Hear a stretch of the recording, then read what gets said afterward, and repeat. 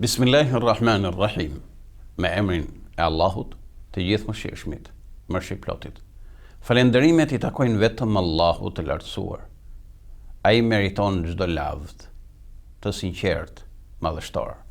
Paqja dhe bekimi Allahut xhelle xhelaluhu qofshin mbi vullën e profetëve, mbi Muhamedin alayhi salatu wassalam, mbi më të mirin e njerëzimit, mbi vullën e të gjithë pejgamberëve, mbi familjen e tij të nderuar, mbi shokët e tij besnik dhe të gjithë ata që ndjekin në rrugën e tyre deri në ditën e gjykimit. Të nderuar vëllezër dhe jo motra, të nderuar teleshikues, ju përshëndes me përshëndetjen islame. Assalamu alaikum wa rahmetullahi wa barakatuh. Edhe sot do të jemi së bashku me emisionin e 19 të ciklit Shoqëria në fokusin e Kuranit. Sot me lejen Allahu xhelle xhelaluhu do të qëndrojmë me një ajet të surës Ali Imran, I cili na tregon në fakt dhe na mëson se ato të cilat na prekin, na godasin, problemet që ne hasim në përditshmërinë tonë, sikletet që ne heqim dhe ato belat që na godasin dhe na bien, shpesh herë në fakt jemi ne protagonistët e tyre. Jemi ne ata të cilët I shkaktojnë ata hera herës edhe duke qenë të pavetëdijshëm. Ndaj, çdo njeri prej nesh duhet patjetër që të shikojë vetveten dhe shoqëria duhet që të kontrollojë veten e saj në mënyrë që të jetë e ruajtur nga shkatërrimi dhe degradimi. Allahu I madhruar na thot në këtë ajet kuranor: أولما أصابتكم مصيبة قد أصبتم مثليها قلتم أن هذا قل هو من عند أنفسكم إن الله على كل شيء قدير.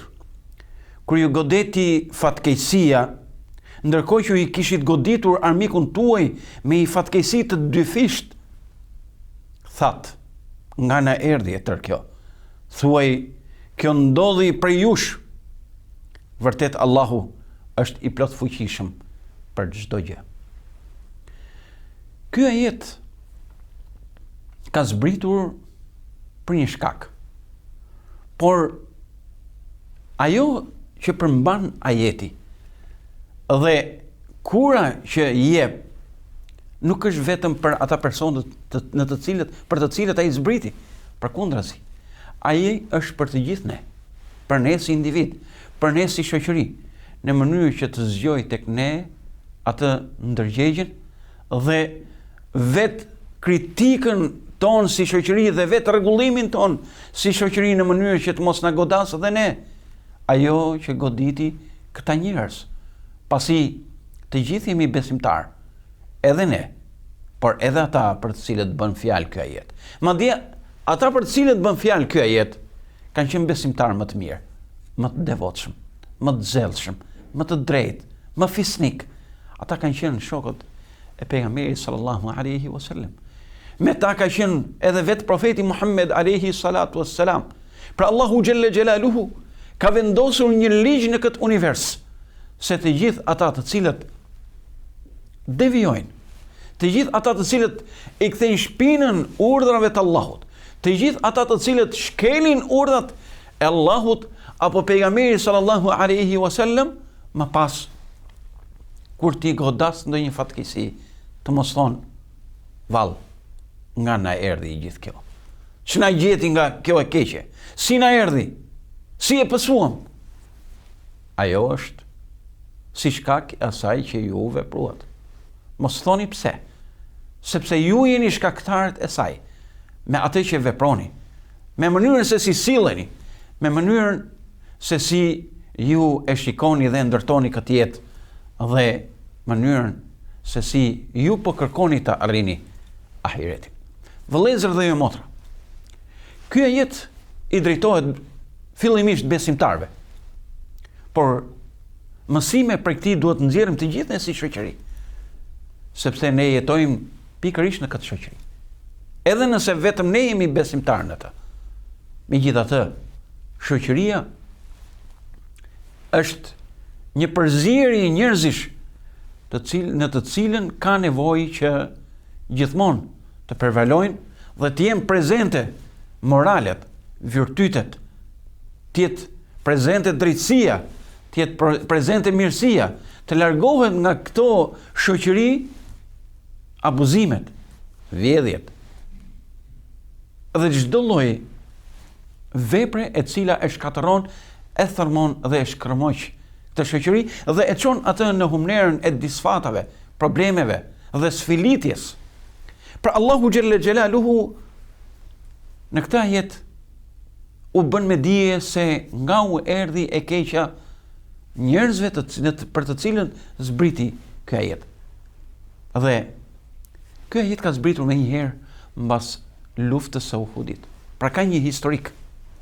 Dhe për ta kuptuar ne dimensionin e këtij ajeti dhe realitetin e saj çfarë na gjen ne në përditshmërinë tonë, qoftë si individ apo shoqërinë, le të qëndrojmë pak disa çaste me historikun e këtij ajeti.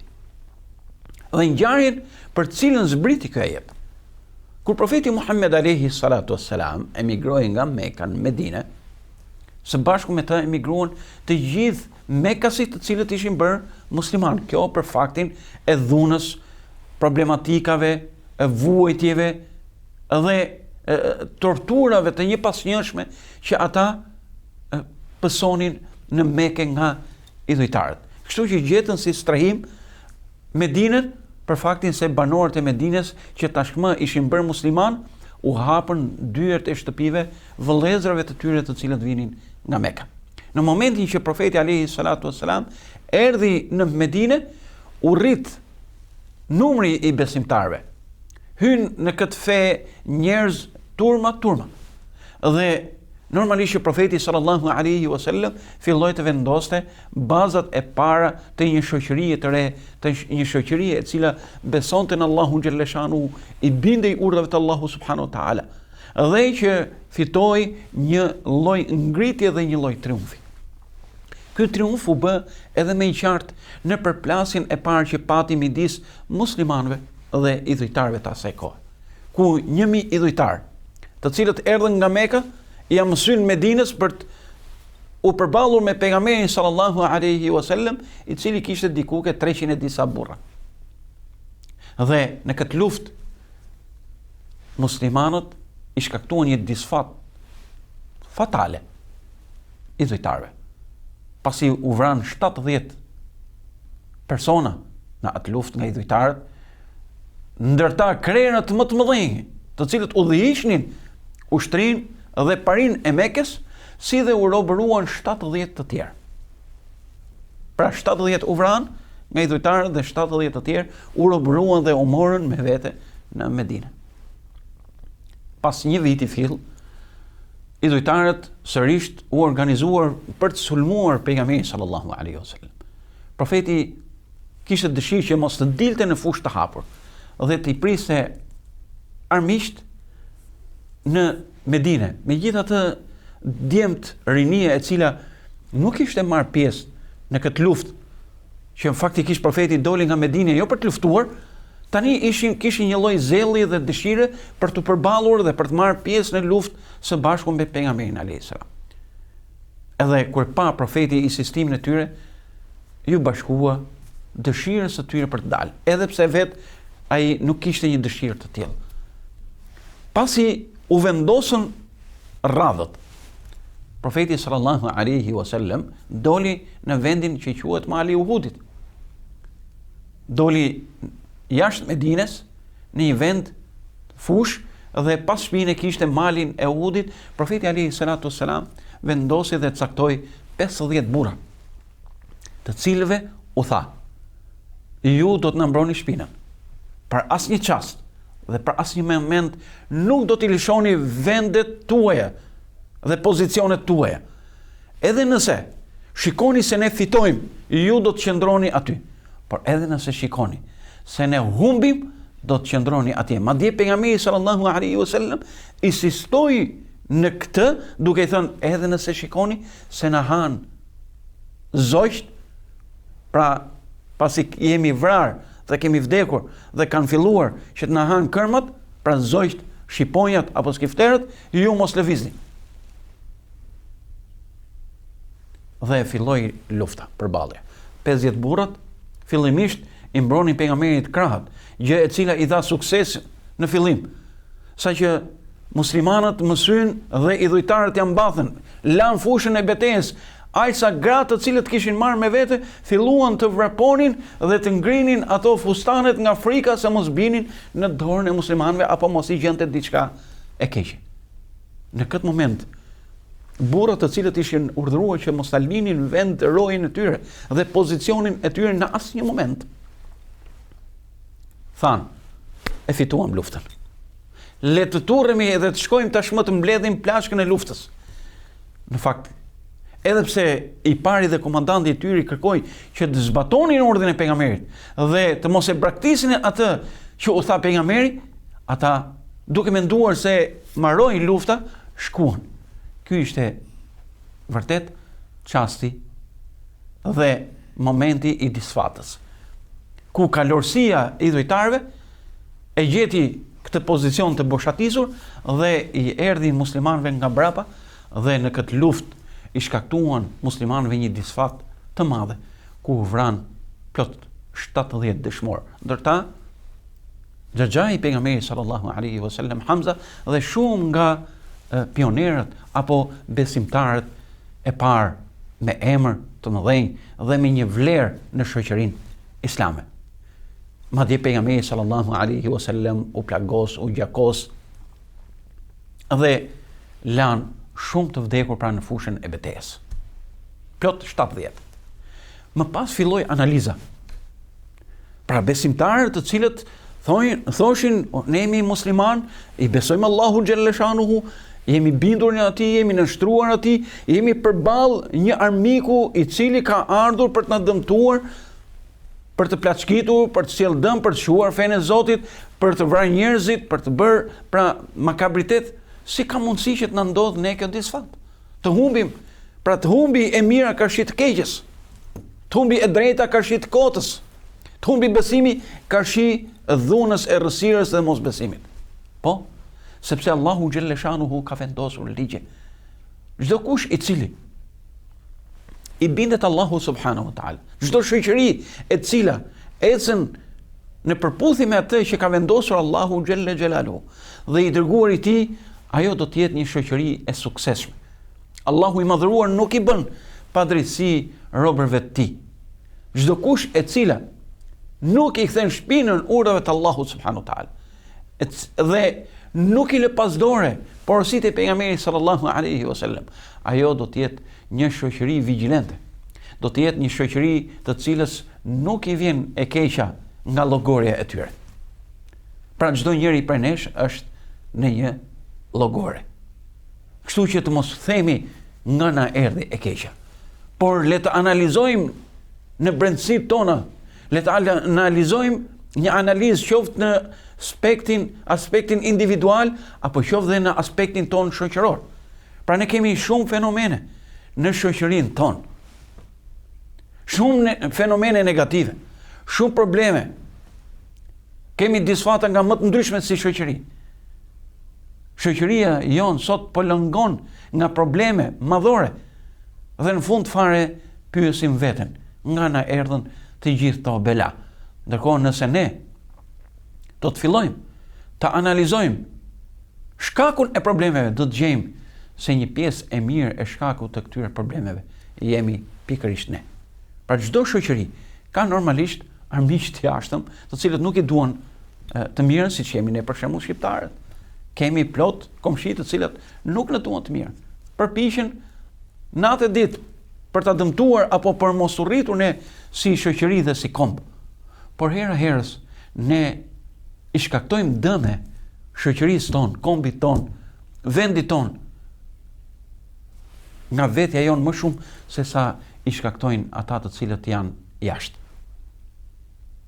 Vëllezër dhe jo motra, Allahu i madhëruar na vërteton edhe një herë në Kur'an, duke na tërhequr vërejtin dhe duke na bërë që të ndërgjegjësohemi se shpesh herë ato që na godasin janë si pasojë e veprave që ne kryejmë. të këqijave të cilat ne kryejm, veprave të ulta të cilat ne ndërmarrim. Allahu i madhruar thot: "Wa ma asabakum min musibatin fa bima kasabat aydikum wa ya'fu an kathir." Çdo e keqe që ju godet, pra nuk ka ndonjë të keqe që ju godet, vetëm se ajo do të jetë si pasojë e asaj që ju keni gatuar me duart tuaja, pra që ju e keni punuar. E megjithatë, Allahu i madhruar fal shumë. A nuk kemi ne si popull që ankohemi për ditë për korrupsionin e qeveritarëve? Pra të gjithë ne ankohemi kush më shumë dhe kush më pak për korrupsionin e pushtetarëve tanë, qeveritarëve tanë. Ankohemi se ata na vjedhin, se ata nuk janë të drejtë, se ata nuk janë të moralshëm, se ata bëjnë këtë dhe këtë dhe këtë dhe këtë. Ndërkohë që nuk shohim as pak në vetet tona, se pse na kanë ardhur këta lloj pushtetarësh apo këta lloj qeveritarësh, nga na kanë ardhur. Këta nuk mbin nga toka, nuk zbritën nga qielli. Këta janë prodhimi jon. Pra janë prodhimi i kësaj shoqërie e cila shpeshherë e fillon mëngjesin ku të mashtroj. Shumë prej pjesëtarëve të kësaj shoqërie për fat keq, vjedh ke qumshi,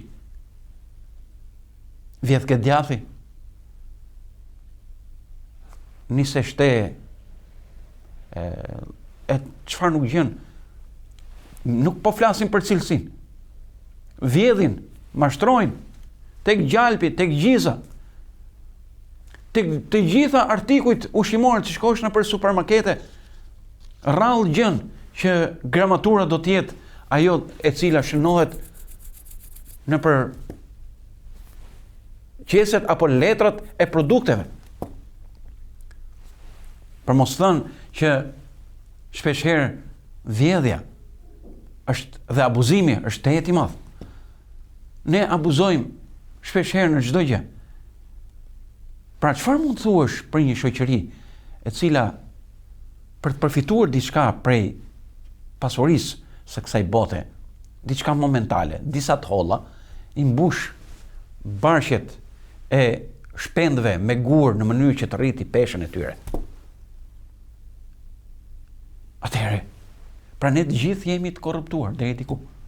Pra në momentin që në një shoqëri rritet korrupsioni, vjedhja dhe mashtrimi, padyshim që Allahu i madhëruar do t'i dënojë këta. Dhe si është dënimi? Që ne, Allahu i madhëruar, na vendos mbi krye njerëz të cilët na udhëheqin dhe që kanë pikërisht cilësitë që ka shoqëria ose shumica e saj, që vjedhin, mashtrojnë dhe abuzojnë. Prandaj vëllezër dhe motra, ne si shoqëri, të gjithë ne si shqiptarë, të cilët themi e duam kombin ton, dhe jemi patriot, shpeshherë bëjmë edhe me shenja dhe simbolika, ndërkohë që ne, fatkeqësisht, të gjithë përpiqemi se ku dhe si ta zgrapim, ta vjedhim dhe ta ndajmë në thela këtë pak kom që na ka mbetur. Gjithëkush. Pra edhe ne të cilët themi nga na erdhi kjo bela, një pjesë e mirë nëse do të shkojnë atje lart, ata nuk do të heqin të vesin të cilën e kanë bërë kur nuk kanë qenë pushtetar. Kështu që nëse duam patjetër që të mos kemi këtë lloj belaje në mesin ton, këtë lloj qeverisje dhe këta njerëz të cilët abuzojnë, vjedhin dhe mashtrojnë, ne duhet ta fillojmë pastrimin nga vetja. Fillojmë pastrimin nga vetja dhe në atë rrethin ton të ngushtë dhe kështu me radhë. Sepse nuk ka mundësi që në një shoqëri të mirë të dalë një i keq. Në një shoqëri produktive, në një shoqëri besnike, në një shoqëri të drejtë të dalë dikush i cili do të jetë i padrejtë dhe abuziv. E nëse shohim që na vjedhin dhe na mashtrojnë, të mos themi Zot, nga na e solle këtë bela, po themi pse ja sollëm këtë bela vetes. Sepse Allahu xhaleshanuhu nuk i bën padrejsi askujt prej robërve. Vëllezër dhe motra, këtu le të qëndrojmë dhe të bëjmë një pauzë të shkurtër dhe takohemi sërish së bashku.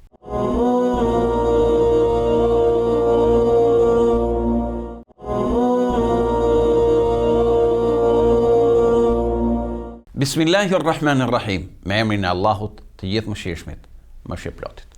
Vëllezër dhe motra, ja tek shihemi sërish në këtë pjesë të dytë të këtij emisioni. Pra Allahu subhanahu wa ta'ala na ka treguar se shumë gjëra të cilat ndodhin përreth nesh janë si pasojë e asaj që ne kryejmë në përditshmërinë tonë. Janë si pasojë e sjelljeve tona, ligësisë që ne kemi në shpirtra dhe padrejtisë që ne bëjmë në terren. Allahu i madhruar thot në një ajet tjetër kuranor: "Dhahara al-fasadu fil barri wal bahri bima kasabat aydi an-nas liyudhiqahum ba'd alladhi 'amilu la'allahum yarji'un." Allahu i madhruar tregon se e keqja është shfaqur në tokë edhe në det si pasojë e asaj që bëjnë njerëzit, në mënyrë që t'i sprovojë ata dhe që të përjetojnë atë të cilën ata kryen vetë me duart e tyre, se ndoshta do të kthehen nga e keqja dhe ligësia që ata kryejnë. Ne na duket, ndoshta kur lexojmë ajete kuranore, na duket pak abstrakte si mundet që e keqja përhapet në tokë dhe në det për shkak të asaj që ne kryejmë. Po vëllezër, po motra, po ju qytetarë të ndershëm edhe të mirë, që shpresojmë që të tillë të jemi nëse duam që të na largohen fatkeqësitë, qoftë nga toka, qoftë nga qielli dhe qoftë edhe nga deti. A nuk jemi ne shqiptarët, po themi prapë ke simbolika kombëtare, nuk jemi ne shqiptarët të cilët për shkak të shumë veprimeve tona kemi sjell vuajtje dhe dhimbje në shumë prej shqiptarëve, po shqiptarëve. A nuk e kemi bërë në detin vend ku shqiptari ka mbytur shqiptarin për disa të holla? Vend ku deri jo shumë kohë përpara skafët nuk rreshnin, madje ende sot e kësaj dite ka njerëz të cilët merren me transportimin e njerëzve, të cilëve nuk u bën shumë përshtypje jeta dhe siguria e tyre. E rëndësishme për ta është paraja. Pra, ne shkaktojmë vuajtje për shkak të tahmas që kemi dhe egos që kemi dhe dëshirës pambarim për pasuri, ne shkaktojmë vuajtje në zemrat e shumë shqiptarëve. Sepse djemtë e tyre të cilët duan një jetë më të mirë, u alëm në det si mish për peshqit. Sa nëna sot vajtojnë fëmijët e tyre për cilët nuk kanë një varr, sepse i ka gëlltitur deti, sepse disa njerëz abuziv i kanë keq trajtuar apo kanë vepruar me ta në një mënyrë djallëzore, u kanë marrë lekët dhe i kanë bërë ata mish për peshqit. Po në tokë, edhe në tokë e keqja, shumë të këqija na vinë si shkak i sjelljeve tona, i veprimeve tona të papërgjeshme. Pra, ky kombi jon, i cili ka jo shumë njerëz, por që ka vuajtje të mëdha, shpeshherë ne ja kemi shkaktuar vuajtjet vete. Historia jon, fatkeqësisht, është më dramatike me ato që ne ja kemi bërë njëri tjetrit sesa me ato që kanë bërë të tjerat. Fatkeqësitë më të dhimbshme janë ato fatkeqësi që ne ja kemi bërë këtij kombi, këtij vendi, këtij dheu. Prandaj të mos themi nga na erdhi, por le të shikojmë të gjithë si musliman, si besimtar, si shqiptar, të ndërgjegjësohemi, të kthehemi ke Zoti. Të ndërgjegjësohemi për atë që kryejmë dhe bëjmë. Nëse vërtet e duam kaq shumë këtë adhe, këtë komb, nëse vërtet e duam kaq shumë shqiptarin, atëherë le të kuptojmë pra se ai që kemi përbri është një shqiptar. Si puna jote. I drejt me të. Mos e vidh, mos e përçmo, mos e vrit pse të pa. Mos e vidh, mos abuzo. Mos i pa drejt. Jepi dorën e ndihmës. Sensibilizohu me dhimbjen dhe problemin e tij. Nëse do të arrijmë të realizojmë këto, atëherë kemi vërtet shpresë se Allahu subhanahu wa taala do ta rregullojë gjendjen tonë. A e dini pse, vëllezër dhe motra? Sepse rregullimi duhet të fillojë nga vetja. Ndryshimi duhet të fillojë nga vetja. Allahu subhanahu wa taala e ka vendosur ligj për këto, për çdo kënd, qofshin besimtar apo jo besimtar. Nëse dikush dëshiron përmirësimin, ai duhet ta kërkojë përmirësimin. Duhet fillojë ta përmirësojë veten. Duhet kërkojë rrugët të cilat e çojnë atë në përmirësim e sipër në ngritjen e nivelit të tij, qoftë kulturor, qoftë shoqëror, qoftë moral. Ne themi dhe habitemi pse janë shtuar kaq shumë divorcet, shkuarzimet. Po janë shtuar sepse emigracioni bën punën. Dembelizmi bën punën e saj. Televizionet bëjnë punën e saj, mediat sociale, njerëzit fryjnë syt sa ndej këtej, u jepen njerëzve shoqërisë fenomene, pra u serviren fenomene dhe shembuj të cilat nuk janë të shëndetshëm për shoqërinë. Dhe çdo kush pastaj zgjedh që të mos jetë i përgjegjshëm, kërkon pavarësi, kërkon liri absolute, kërkon të përmbushë çdo lloj egoje, që në faktikisht për të njeriu do të bëhet pishman dhe do t'i thras mendjes, por do t'i thras në një moment kur është vonë dhe nuk ka mundësi që ta rregullojë dhe ta ndriqë atë. Kështu siç e kemi nisur, si shoqëri do të bëhemi të gjithë një lloj azili shoqëror. Pra në një shoqëri ku numri i divorceve arrin afro 60%, është një shoqëri e cila po i shkakton një dram vetes. Dhe dashje pa dashje, disa duke u përpjekur që të sjellin në këtë shoqëri fenomene negative, duke i bërë ato si të modës, duke sjell emisione të shthurura, të cilat e nxisin shoqërinë në shthurje, perversitet, e nxisin shoqërinë për të degraduar, normalisht që do të shtohet divorci. Bashkëshortët do të humbin atë lidhjen e tyre të shenjtë që e kanë patur dikur. Edhe ne të mos themi më pas nga na erdhi kjo. Disa promovojnë të keqen dhe disa heshtin ndaj të keqes. E kur të dyja këto të bëhen bashk, atëherë kjo shoqëri është e destinuar për të degraduar, ndoshta edhe për të shuar fare. Ndaj ne duhet të fillojmë ndryshimin. Duhet të fillojmë ndryshimin për mirë. Dhe për të bërë një ndryshim duhet të analizojmë se ku jemi dhe ku duhet që të shkojmë. Allahu i madhruar thot në Kur'anin famulart: "Dhalikum bi anna Allaha lam yakum mughayyiran ni'matin an'amaha 'ala qaumin hatta yughayyiru ma bi anfusihim wa anna Allaha sami'un 'alim."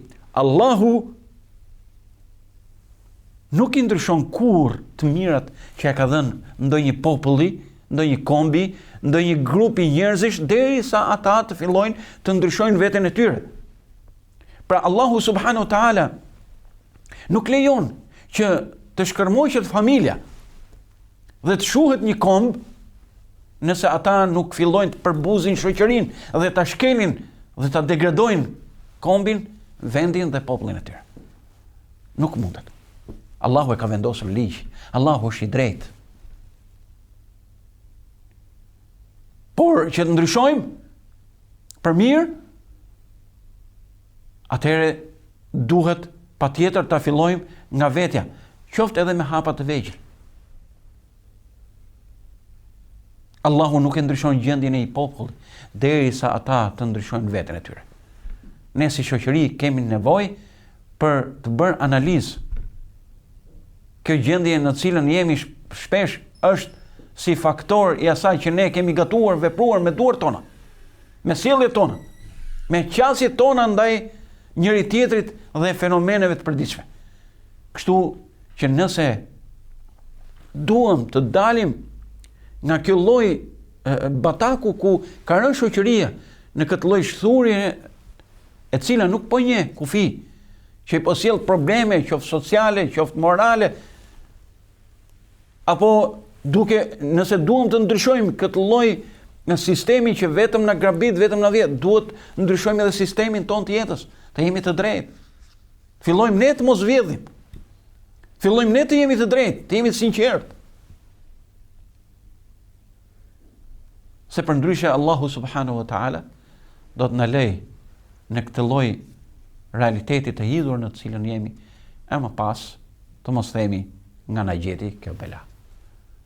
Vëllezër dhe jo motra, duhet që ta fillojmë ndryshimin nga vetja. Të nderuar shqiptarë, duhet ta fillojmë ndryshimin nga vetja. Nëse duam që kjo Shqipëria jon e vogël dhe me halle të jetë lart, të jetë e ngritur, të jetë ajo shoqëria shqiptare që ne duam. Nuk mjafton që ne të jemi një shoqëri shembullore dhe me vlera vetëm nëpërmjet flamurit apo simboleve. Edhe pse këto kanë atë vlerën dhe meritën e vet, kjo nuk vlen, nuk na bën një shoqëri të denj. Flamuret dhe simbole kanë të gjithë, por që të jesh i denj duhet patjetër që të sakrifikosh për këtë vend, për këtë komb, për këta njerëz që të rrethojnë. Të jesh, të ruash marrëdhëniet e tua njerëzore, fillimisht me Zotin që të ka krijuar dhe që ta ka falur këtë komb dhe që të ka bërë me gjithë peripecit që ti ta kesh ende sot e kësaj dite, ta gëzosh. Por nga ana tjetër, duhet që edhe ne të ruajmë marrëdhëniet me njëri tjetrin, të jemi të drejtë, të jemi njerëz të denj në marrëdhënie, në sjellje, në veprimet tona, në mënyrë që mos na pllakos fatkeqësia dhe themi nga na erdhi. Elusim Allahun e madhruar që të na bëjë ne për atyre të cilët përpiqen të ndryshojnë dhe vendosin gishtin tek plaga, në mënyrë që më pas të fillojmë të kurojmë plagët tona si shoqëri e që të ngrihemi në nivelin në të cilin e duam. Elus Allahun xhelle shanuhu të më fal mua dhe ju dhe të gjithë muslimanët kudo që janë, vëllezër dhe jo motra. Tema është vërtet e prekshme, një temë e rëndësishme, por të cilën nuk e mbarojnë dot në këtë emision. Qoftë ajo një shkëndi për të reflektuar si shoqëri.